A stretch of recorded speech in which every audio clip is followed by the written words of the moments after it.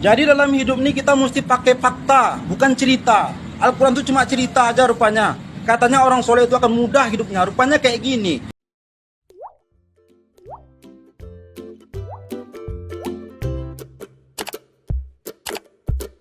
Jadi dalam hidup ini kita mesti pakai fakta, bukan cerita.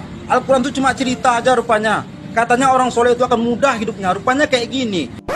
Apa ya? Dukun enak. Semarang itu banyak. Tengok tuh dukun. Nggak pakai berdoa, baca pakai apa? Pakai motor nggak ada yang tabrakan. Kita orang mukmin berdoa, kita tabrakan kita dibuatnya.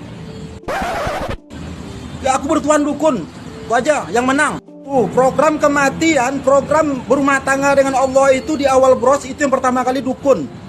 Hebat dukun tuh. Aku aja sampai sekarang 8 bulan pernah. Kacau ceritanya nih. Apalah nih? Tuhan dukun.